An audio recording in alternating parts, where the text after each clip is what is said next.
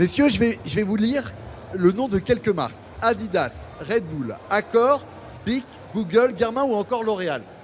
Quel est l'athlète qui porte ces couleurs?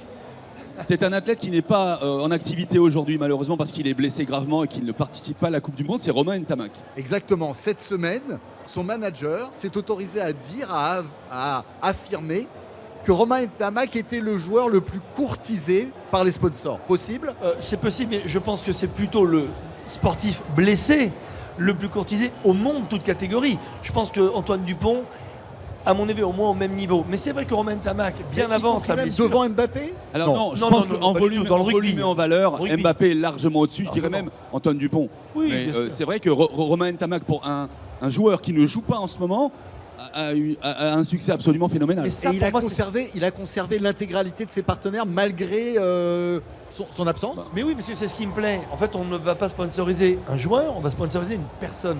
Et à l'époque, moi, quand je travaillais avec tous les sportifs, je leur ai dit, vous savez, avoir un sponsor sur le ventre, tout le monde peut le faire.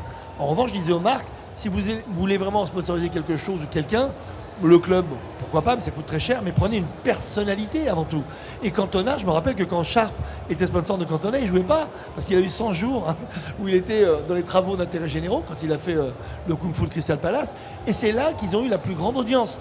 Bic, pareil, Bic, il ne le portait pas sur le dos ou sur le ventre, mais quand on a sponsorisé Eric, il sponsorisait une personne. Donc là, Ntamak, à part le joueur, c'est la personnalité. Et qui plus est, on a un intérêt de dynastie. Avant Romain Ntamak, il y avait Émile Ntamak, qui est une superstar du rugby, qui a été entraîneur de l'équipe de France et entraîneur du Stade Toulousain. Donc quelque part, il y a une identité de marque Ntamak qui est reprise par les sponsors et qui fonctionne très très bien. On a fort à penser que la génération Ntamak continuera. Son petit frère est aussi un très très bon joueur qui viendra peut-être en équipe de France. Une question, Franck. Et il faudrait juste qu'il change de nom et qu'il s'appelle Ntamark.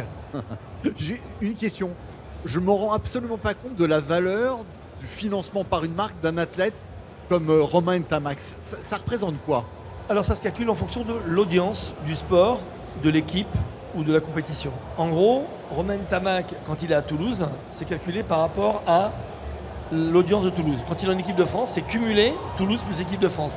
Quand il est en Coupe du Monde, même blessé, comme on parle de la Coupe du Monde et qu'il y a énormément de communication faite sur l'équipe de France avec le visage d'Ntamak, les marques sont gagnantes. Donc in fine, c'est l'audience. C'est l'audience et le public. Et c'est comme ça qu'on calcule en gros le... Mais les chiffres, on les a, c'est public, on les connaît, on a une estimation? Bon, alors les estimations, on en avait parlé la fois dernière, elles sont extrêmement variables parce que la part de variables compte énormément à cause des réseaux sociaux. En fonction de l'impact que peuvent avoir les réseaux sociaux, il va y avoir un bonus supplémentaire.